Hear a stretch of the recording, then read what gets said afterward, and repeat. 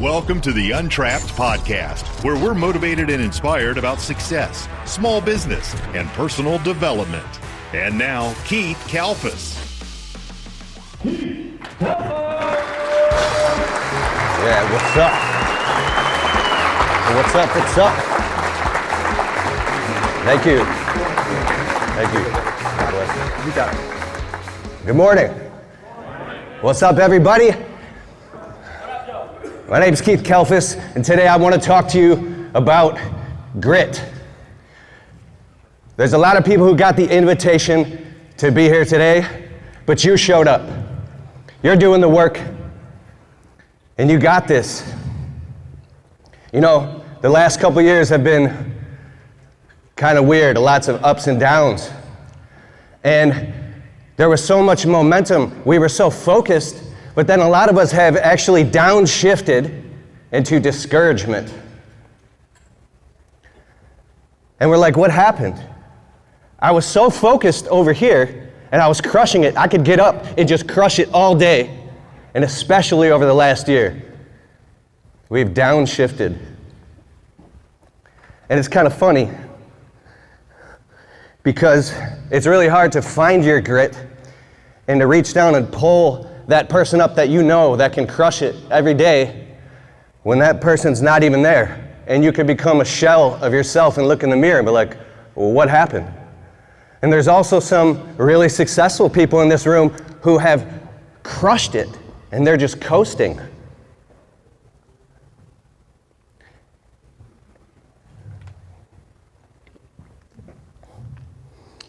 So today, I want to tell you some powerful stories about how I found my grit and how I found my grit in honoring and putting God first. It's changed my whole life. I can feel the energy in the room today. It's palpable. This is the 6th year of Lawntrepreneur Academy. And people come here and they have conversations that get their lives changed. But we're here right now. Who's ready in Lawntrepreneur Academy today? Let's get it.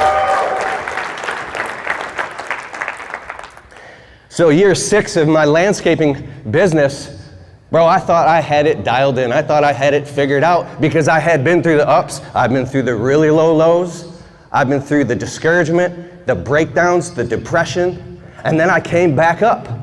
I've taken the online courses. I've been to the events around the country. I've read the books.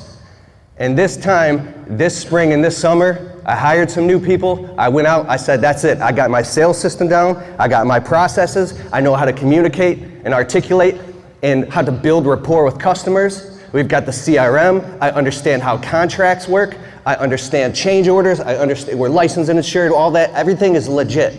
I'm like, bro, I'm bulletproof. I got this now because I want to take care of my family and take everything to the next level, right? You get to the point where you're sick and tired of your own story and you're just an effective executive.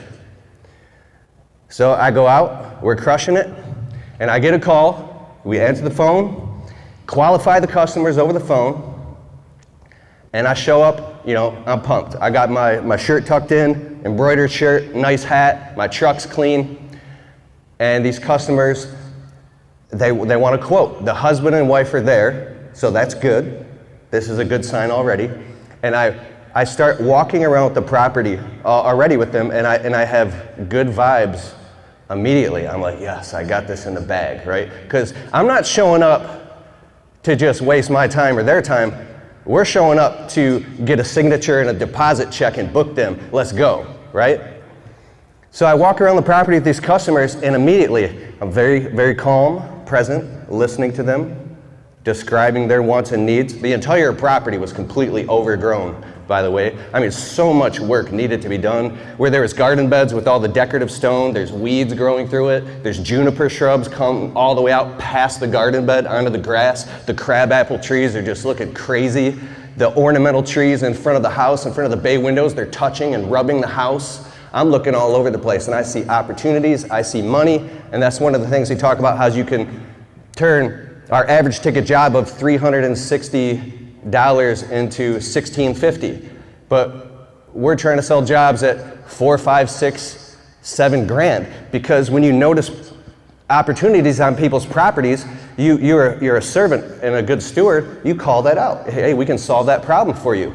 And they're like, oh, let's add that too, let's add that too. So they might call you for a $500 or $700 little job, and you can turn it into a $3,000 job in 15 minutes because they have a problem, you have the solution, sign here. It's pretty simple. And when you're qualified and they see you're qualified, you have a professional website, like I did it all, right? So as I'm walking around the property with these customers, they're giving me good vibes and I'm saying all the right things. And I even like to do this thing, it's a tactical thing for some customers. If they're talking about something like, what about these boulders or rocks in the garden bed? I'll actually bend down and I'll start moving stuff and looking like, I'm not faking, I'm being for real. I'm looking at the weed barrier fabric and looking at the edging. I'm like, yeah, we can fix that. Do you want that done? And if I'm walking a property with a customer and they skip over a garden bed that they express that they want something fixed on, I'll say, well, 1 second, let's back up. If they want to go too quickly, I want to clarify this area. So do you want this done too? Like this or like this? And as I'm doing that and asking a lot of qualifying questions,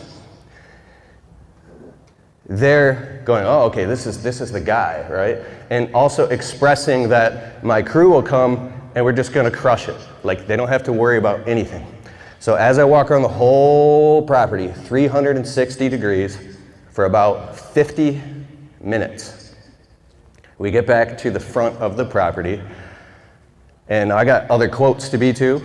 I'm busy, so if you hang out a little too long and you're just a little too relaxed, the customers are like, what's going on here? Is this guy busy? Can I, like, if you have this kind of almost extemporaneous, let's get it, let's go, they like that because they know you're busy and you're crushing it. So I have all that dialed in.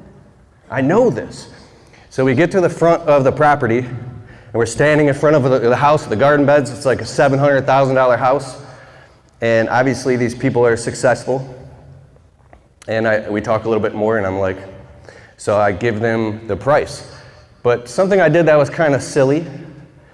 I like to experiment with hyper vulnerability and transparency when it comes to the business, sometimes to the point of being cringy, just to test on a case-by-case basis, like that I'm drawing the line in the sand, we're here and we're gonna do this for you, we're gonna crush it. So I literally told the customers, hey, this is what some other companies would charge for this. I think it would be like about the same to less price as mine. At this time, it was about $4,000, right? And I said, I'm just literally gonna go ahead and just tell you what my bottom line is, dumb move. And I said, because I wanna be honest, I don't ever wanna lie because I'm gonna talk about this later. There's 3 things that you're gonna walk away today with. And one of them right here is, I don't wanna speak a lie to my customer, but the world of business is very adversarial. It's commerce. It's like a totally different jurisdiction, so it causes this moral dilemma. I was totally honest. I was like, $3,600. We can come here. I look at my calendar, like in 3 weeks from now on a Tuesday, we'll get all this done and we'll be here in a little over a day, maybe a day and a half. And I was confident that I was going to close the job right then and there. Everything was perfect. And then as soon as I spoke that in complete sincerity, I was good. The husband and his wife are standing there, and the husband looks at me and he goes, well, I'll give you $2,500 cash. But he said it almost like in a cocky way, like of disrespect. I was like, well, I mean, I have a lot of overhead expenses. We're a fully licensed and insured 5-star agency. I expressed and educated him the reasons why we cost what we cost, of how he's not gonna have to worry about anything. He's just gonna have to write the check and we'll solve the problem. And I expressed that we are confident I'm confident in my price and in my ability. Now this is a $3,600 job. It's not anything too crazy. But then he looks at me again, he goes, nah, you can do better than that. Like, come on, give me your best deal. And then I just stood there, I was like, no, I'm actually telling you for real. This is literally my best deal, and we're gonna do a phenomenal job, we're gonna crush it for you, and you don't have to worry about anything. Like, we're the best. Like, I do this full time, and we're gonna crush it. And he's like, and he looks at me with this disdain. Like, all of a sudden, I realized this husband and wife, this doesn't happen every day, but they didn't care about me at all. They were literally just trying to juice me to get the best deal possible. I wasn't even a human to them. And dude, I really work, and I've read the books on controlling your emotions, emotional IQ, all this stuff, and how to, let stuff water off a duck's back. But the way that this man looked at me and disrespected me, it was like he took everything that I had been working for this past 6 years and fighting and struggling and suffering and succeeding and going in the pit and breaking through and doing the work. And I was there and I was ready. It was like you're nothing, bro. Like, all of a sudden, the way he looked in my eyes, it was almost like, I don't want to go there. I became, my body filled with this feeling I hadn't felt in a long time, and I'm kind of embarrassed, but I felt rage. Like, are you disrespecting me right now? In this moment, something flipped inside of me. I almost just went nuts and started screaming at them right in the middle of the, like right on there. We're in a beautiful neighborhood, birds are chirping, it's summer, 11 a.m.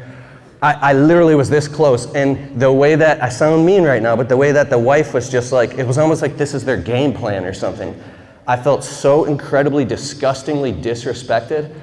It was like I was this close, I felt it. I feel it right now. I was like, I just wanted to, and I held my tongue, and I said, like, now they missed out. I said, I don't want somebody else to come here and do a bad job. Like, I really actually care. You might hire someone else trying to find this good deal, and you get what you pay for. I'm the dude. And then they continued to do this haggling, and I said, you know what? I composed myself, because now it just became noise, and I said, I don't think that we're a good fit. So I hope you have a great day, and I hope that everything works out, and I have other quotes to be to, and thank you very much. I was a little nervous. I was like, but take care and have a great day. And as I try to leave, they start to haggle me more. Now I'm literally this close from flipping out. So I want to interject something real quick. When I was a young man, about 18, 19, I was frustrated. I had lived in, well, now I've counted. I've lived in 31 homes, including, we lived in 2 homeless shelters. I've had a beautiful life, but like, I slept in my car. We bounced around from place to place, Section 8 housing, government assistance, food stamps, like legit homeless, right? And I've slept on people's couches, I've slept in basements, and I was very frustrated looking at other people and comparing myself to other people, just wanting to be successful growing up. And it was bad programming that caused a lot of negative self-talk that I was working through. And also to add to that, at 26, dude, I sat in a hospital because I got the phone call that my mom had mixed crack with heroin, and she fell unconscious and was no brain activity. We had to go to the hospital, and I had to put my hand on my mother's forehead, and we had to pull the plug, and I had to watch my mother pass away. So, like, I know what it's like to struggle, and I know what it's like to have to pull up and have grit. Like, I've been through it for real, bro. And a lot of my best friends, I've had 6 best friends that have, I don't want to depress anybody here, but they're not here anymore, right? And so, anyways, back to the story. In that moment, I saw this vision of a Keith Kelfas that I am not, flipping out, yelling at these customers. And we had a family reunion several years ago, and one of my cousins was there. I won't say any names, but he was younger than me, and he had lived the same life that I lived. And all right, I'll tell you. So my family is amazing. There's a lot of unconditional love. I did not plan on telling this. My cousins like to joke. I mean, we had a riot growing up, but my younger cousin, he was about 19 at this point. We were at a family reunion, and my grandmother who had passed away, she was in a wheelchair behind, we were just, I don't know what she was doing, just getting some shade or something. And he said, where's grandma? Where did grandma go? And then the one cousin said him as a joke, oh, they're back there with grandma smoking a joint. So he thought this was real. He believed it, and he flipped out and he went into rage in front of the whole family reunion and started screaming and yelling and calling everybody, you guys are all white trash. And then he got in his pickup truck and he peeled off, and I hadn't seen him since. This is like, but as I watched this happen, I had tears in my eyes because I was looking at that man. He had rage and he was trying to be a hero and express, I'm not like this. I'm trying to be better than this, and you're back there smoking a joint with grandma. So when I saw him have rage like that and leave, my heart went out to him, and I said, we don't do that. We don't do that. And I actually went around and comforted my family, and I held composure, and we got over it. But so, back to this job, I was like, you know what? I had to actually walk away while they were talking. I said, it's not a good fit. I have other quotes to be to. I'm sorry, have a nice day. And they were just like perplexed or something. So I get in my truck, I'm shaky, I'm nervous. I start the truck, I look at my next quote, I drive off. And I was so enraged and so disrespected that I took out my camera and I'm like, I'm gonna make a YouTube video, real time. And I wanna vent this out. And so I did vent it. I told the story really quick. I was gonna have him play it here, but it's not a good look because I actually took the video down because it went nuts. It got like 21,000 views within 35 minutes of people in the comments saying, yeah, get him, Kelfas, yeah, bro, get him. Dude, I looked, and there might be someone in here that's seen that video. And like, I literally looked in the camera and I was like, don't you disrespect me. Don't you disrespect me. Like I was losing it. And I vented all that out. And I had to pull over in my truck because I was so pissed off, I was shaking. And I had to recompose myself because I had other quotes to be to. And I know that no matter what you're going through or how a customer treats you, it's never, ever, ever admissible or okay to have a negative energy with the next customer. It's not their fault. That might be a jackpot job, right? You have to maintain your composure and be responsible for the energy that you bring around people or in an environment. So I maintained my composure and I sat in my truck and I just meditated. And then I started to break down because of the discouragement came in. And I thought about, kind of when you're living moment to moment, breath to breath at times, or you have anxiety, one failure or one thing that doesn't work out can feel like it's happening everywhere at once. Like, oh, this is the direction this is heading. I can't afford this right now. I need this to work. And so I sat in my truck and I was broken. It was like it signaled all of the reasons of the negative self-talk that told me why I wasn't worthy. And I've heard about, my other friends. I just get off the phone with another friend. He's like, bro, we just did 5 million. We did 165,000 this week. And I was like, and that's one of the other things I'm going to talk about, the third thing. So me going through this while hearing about other people crushing it was eating me alive. It was ripping me apart. I was in the pit, bro. So I got it together and I went to the next quote. Guys, if you need a sick website for your business, look no further than Durable.co. Durable's AI website platform builder will build you a website template in 30 seconds. So fast You just type in your industry, for instance, build me a landscaping website. It uses the power of AI to generate an entire website with all the professional sections and everything. And now you've got the hardest part done. Now what you have to do is go in and fill in your pictures, your company info, your colors and fonts, and make the copy match your business. And you work on it. But it's the quickest way to build a website. And I'm really proud that we have a new sponsor, and I'm an ambassador of durable.co, that they even gave me a discount that will save you 30% off your first 3 months. Go to durable.co and sign up, build your website for your business. It's totally awesome. And in the checkout, there's a promo code. Put in promo code Keith30.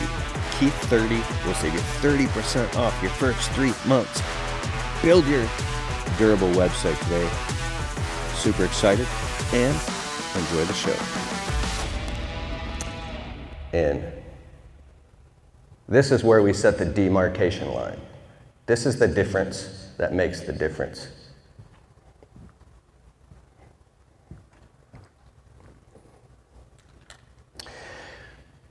The demarcation line is when you're in the pit and you say, who am I going to be right now when I'm down on my knees?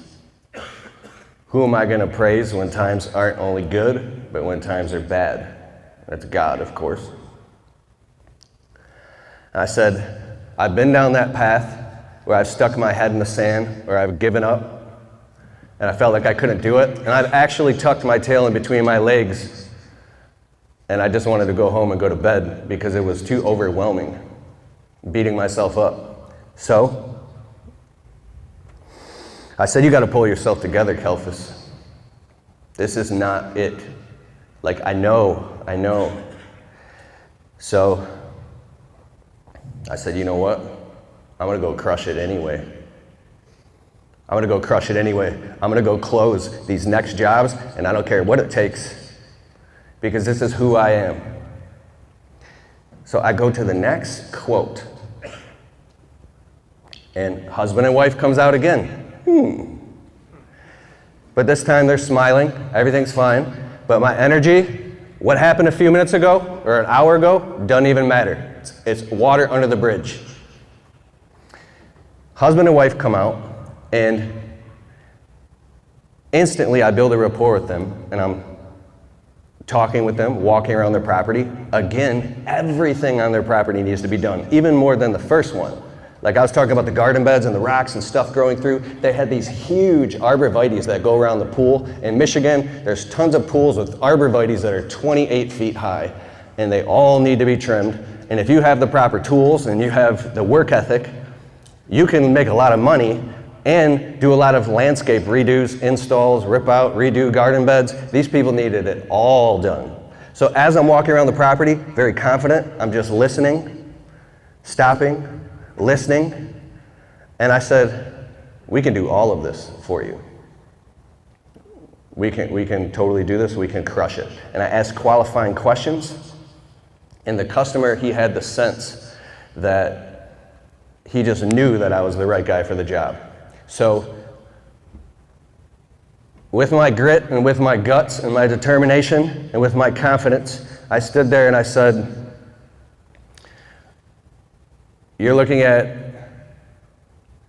it was like $16,500 right now, and we can come out here in 2 weeks on a Monday and get this thing started. And he looked at me, he goes, if I pay you an extra, I think it was 4 weeks out or 5 weeks out, we were really booked. He goes, if I pay you an extra $1,500, can you get out here a little sooner? I was like, well, let me look at my calendar. This doesn't happen often. So I look at my calendar, I'm like, it's gonna be tough, I don't know. Because money, when someone dangles money in front of you, you have to behave like, you have to be, integrity comes first, it don't matter. So I say, well, that's really nice and I appreciate your consideration and your offer, but matter of fact. So we were able to come out there in 2 weeks on a Monday and start. We had some commercial property, we could just move it around.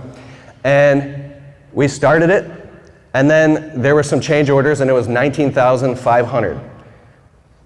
Boom, sold. On the spot in about 15, 20 minutes with a signature and a deposit credit card transacted through our CRM.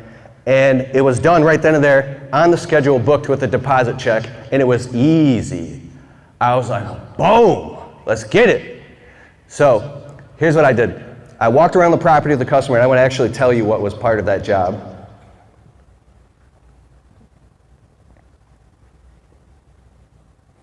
Because when I give customers a quote, it's important to be very clear and express what's going to happen and how things are going to go. And this builds a lot of trust and actually alleviates tension and future tension if you're doing bigger landscaping jobs, right? So 1, whole property garden bed makeover. So I put this in item lines in full description inside of the CRM and send this to them. Trim all trees and shrubs on property as needed. And you can have a rule in there, everything up to 15 feet or something like that. So it's clear that you're not going to be trimming frickin' 80-foot tall poplar trees. But they didn't have that. 2, backyard. Trim all privacy arborvitae shrubs around backyard property line with 16-foot orchard ladder and pole extension trimmers, and clean all debris, including raking out and removing dead matter from underneath. So when you trim arborvitae shrubs, if you tell them you're gonna, yeah, we'll clean all it up, during the quote, you should stick a rake or get in there and look and see, because there might be, bro, there might be 20 years of stuff, and now your guys are bringing out tarp load, filling up an entire dump trailer of arborvitae trimming debris. So I'm very clear, and be very clear with the customer, and take your time. That's why you raise your prices, so you can take your time, and make sure that that's very, very, very clear. And inspect everything. Always inspect what you expect. So the next thing is remove, prune, transplant any shrubs and perennial plants as needed. Dispose any overgrown or crowding plants. This is all built into the budget. Strip down all existing garden beds by removing old rocks, mulch, removing old fabric, if necessary, and regrade and reshape all garden bed edges. They didn't have a lot of garden beds on the back, but the garden beds in the front were kind of big, so it was priced accordingly. 6, install 136 linear feet of black metal edging with metal stakes around all front yard garden beds, including small garden island and front lawn. 7, install approximately 700 square feet of felt weed barrier fabric with metal staples in front garden beds, including small garden bed, island, and front lawn, and underneath all arborvitae beds around pool and side of house. This is what I typed while actually sitting in the truck. I said, hey, give me a little while. This could take me 30 minutes. I'm gonna go sit in my truck. In about 30 minutes, I'll come knock on the door, and I'll have a full quote ready for you right here, right now, because I want this 33%, $6,500 of $19,500 deposit check right now. So do it now. Don't wait on the quotes, especially if they're bigger ticket items, because now with today with Amazon, I ordered something and it showed up in 4 hours. Speed is value. Decorative stone. Backfill and top dress all completed garden beds with approximately 8 yards of decorative stone, 2 to 3 inches depth. I'm almost done here. Alongside of house, remove existing garden bed and replace and install 26 linear feet of new sod, including lawn repair of any areas around newly installed edging. 10, meticulous final cleanup of all garden beds and work areas. All debris removed from property, $19,500. So, when you do a job like this, take the time with the customer and break down specifically what they're going to get on what days. So I say, this is how it's gonna go. We're gonna show up with a 4-man crew on Monday, and we're gonna start doing demo and getting the job ready and bringing all the materials on the job site. Day 2, you can expect the whole front garden beds to be done, plants planted, fabric in. Day 3 will be in the backyard, and then installing the mulch, the rocks. And then day 4, we'll be here for a half day to do all of the meticulous final cleanup so your property looks like nobody had ever been on it, and we'll follow that. So you let the customers know what they can expect on what days, and then it reflects everything itemized in the quote. And then I also create a text message thread between the husband and the wife, so we're on a thread, and I let them know in text message just quickly I don't do this on tiny jobs, it's a waste of time, but bigger jobs. Hey, day one, we did this, we crushed it, see you tomorrow, and you can expect this. So I just let them know each day what's happening, so we're right on par. And now the customers are like, this is amazing. This guy is so organized that we can just relax and do our thing because they got it handled, bruh. So that little bit of communication works. It's the craziest thing. We start the job, we're there about a day and a half, we trim all the arborvitaes with the orchard ladder. They look beautiful, precise, like so clean, rake them all out, fill up the dump trailer with all that stuff. And all of a sudden, a construction company shows up on the property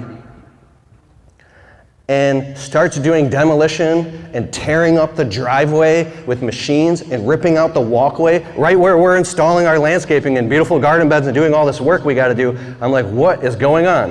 And the customers are like, so they're paying me like 20 grand. Meanwhile, they're spending 100 grand getting crazy stuff done. Like, they wanted a sink in their back pergola they were getting installed. We should get into some luxury outdoor living spaces, right? Just to have that sink, they had to have some special drainage per the city permit. So they're like, well, let's just spend another 20 grand and rip up the whole driveway to install a drain that goes to this specific location. So while this is happening, I was like, this is gonna ruin our work. We have to actually stop and leave. And they're like, yeah, we're really, really sorry. Like, I don't know why they did that, but we left the property and it took 6 weeks. So we're doing tons of other jobs, we're crushing it. I'm driving by the property here and there. There's just materials all over the place. We can't even work there now.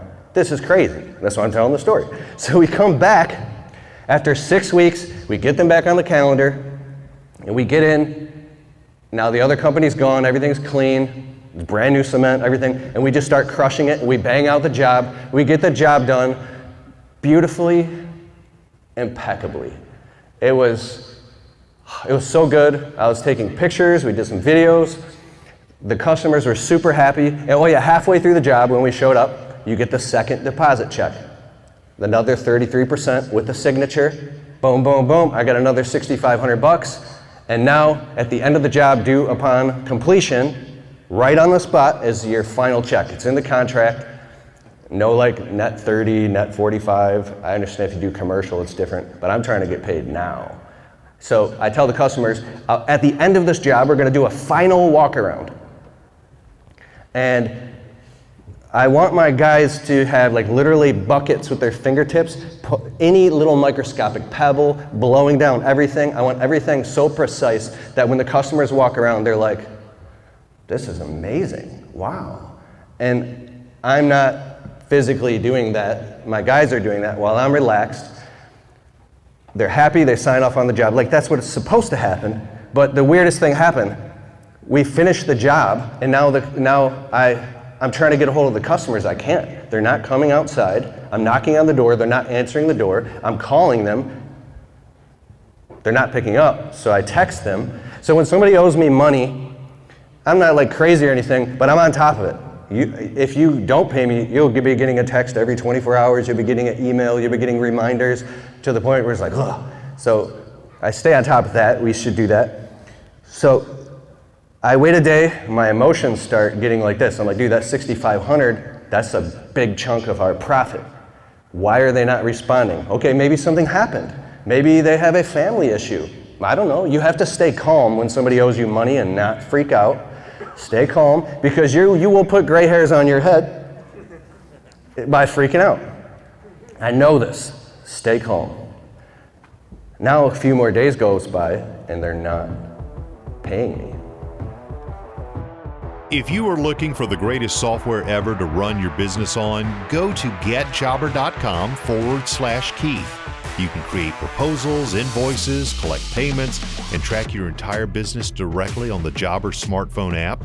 If you want to get a totally free trial of Jobber right now, open your browser, type in getjobber.com/Keith, and after the trial, if you decide to sign up with Keith's link, you'll automatically get 20% off your first 6 months. So what are you waiting for? Go to getjobber.com/Keith. I'm calling them right now. I call them again. They pick up the phone, and the husband and wife are in. They're driving, and they have me on speakerphone. And I was like, hey, what's going on? It's Keith. We finished the job. You guys seem very happy. I just wanted to see if we can square up. And they were nervous. I'm like, what's going on? They said, well, we know that we're holding your final payment because we're kind of upset. I was like, what? They said, while you were gone finishing the job somewhere over the weekend, some other arborist, some tree company came and they offered to give us a quote. And they looked at our property and they went in the backyard and they saw the arborvitae shrubs that you guys trimmed. And they said, now this is the middle of really hot August. It was heat advisory, no rain for like weeks. They said that this other arborist company said that you guys had put our shrubs into shock by over trimming them, and that it's gonna cost us $8,500 to fix them. I was like, huh? So I said, I'm coming to your property right now. I show up at their property, I'm with the husband and wife, and I'm standing where the arborvitaes are, and I'm looking, everything is like looking green, it's looking fine, but it's also really, really hot out. I'm like, so what did they say again? So they repeat it to me. I'm like, was this guy a certified arborist? They're like, we don't know. But they said that the only way to fix this is, these shrubs are 28 feet high, was to cut 12 feet off the shrubs, to bring a spider lift in the backyard and top the shrubs by 12 feet, and it's gonna be all this crazy work, and it's the only way. And I'm looking at these people like, you kidding me, bro? Like, so I'm sitting here listening, and they don't trust me all of a sudden. I thought we had trust. I say, wait a second. Now they're just nervous. They don't know. They're naive, right? And this is a moment where I had to reach deep down inside and pull out my what? Grit. My grit. My what? Grit. My grit, bro. I had to stand up for myself, and I don't normally do this. It's easier to turn the other cheek. So they needed to hear it back. I said, wait a second. You told me, like, I just spent the last 7 weeks knowing you. I know we don't know each other that well, but we were laughing. We've crushed this whole job. We did a great job. Everything's fine. You researched my company before you hired me. You called me and chose me. And why did you choose me? Oh, because you had 150 positive 5-star reviews, because of all these good things, like, right? So you mean to tell me that we've been knowing each other for 7 weeks now, and I was gone for a couple days, and some random guy who doesn't even know me is gonna throw me under the bus to try to juice you to get a sale? Like I said, take a look around. I said, look at all your neighbors' shrubs, look at the trees, the oak trees, the maples way up there. We're in a subdivision. I said, see, we've been in a heat advisory for about 4 weeks, and it hasn't rained. Everything is kind of curling a little bit, and everything's suffering from heat stress. I said, everything's under heat stress. I think your shrubs need some water, but they're totally fine. And they still didn't believe me. They were scared and holding my money.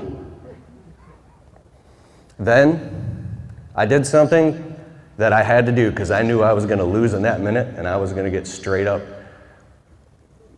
ganked. I stood there, and this courage came from inside of me, and I was like,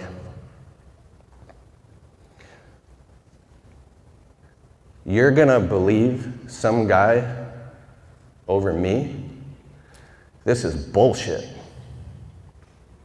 And as soon as I said that, that's exactly what I said. They because you shouldn't cuss at a customer. I said, this is bullshit.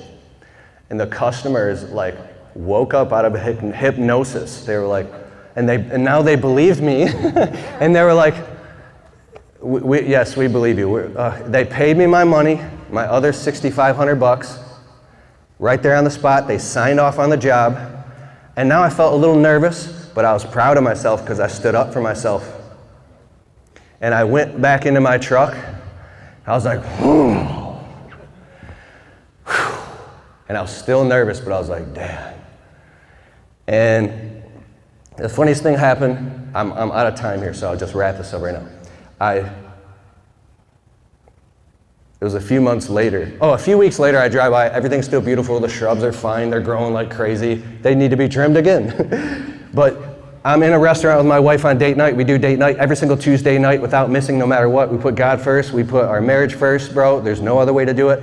And I love my wife no matter what, dude. I honor and I respect God, the Holy Spirit, Father in heaven. There's no other way. If you were discouraged and depressed or anything, reach through the clouds, and Jesus could be in a meeting and you're grabbing his ankle.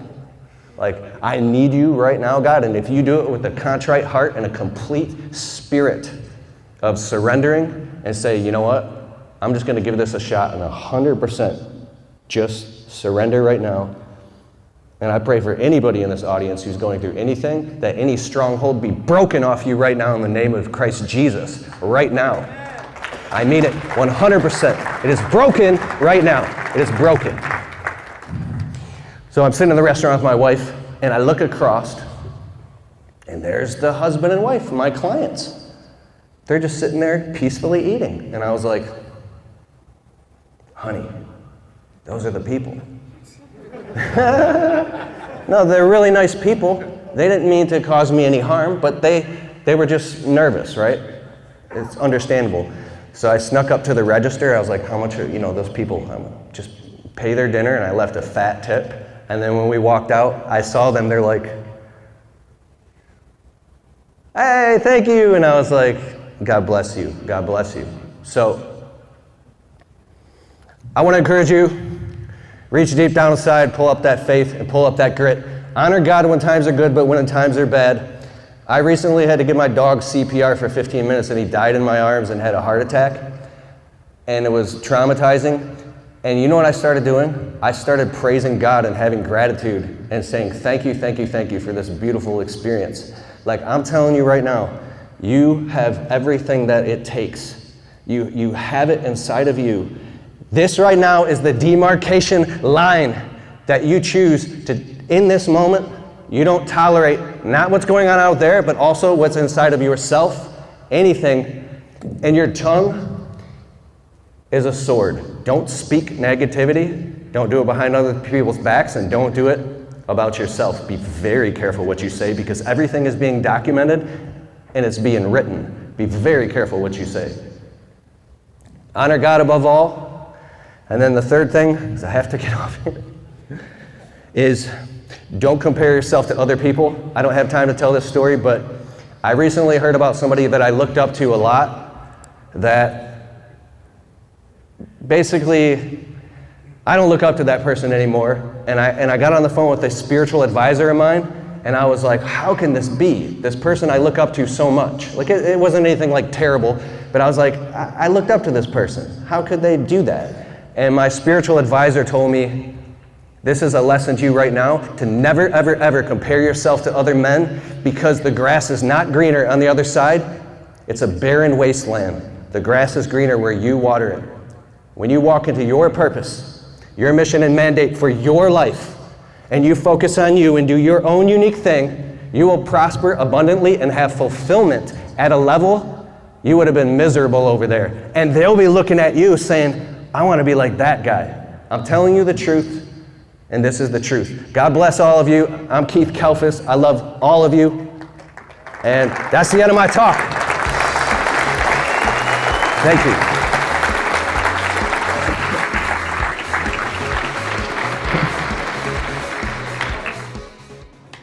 I just got off stage, and I just want to say, when times are tough, you need to honor God and pull up and have that grit. Grit. Today's the demarcation line where you decide that you're changed. You got this. Peace. I hope you liked the show. And if you like the Untrapped podcast and you get value from it, can you please take a minute and go over to Spotify and leave it a well-worded positive 5-star review? It helps boost the rankings on Spotify so the show can get to more people. Therefore, these messages can get out to more people and inspire more people so then they can go out and start their small businesses and crush it and get to the next level. It's a huge deal. All right, I'll see you in the next show.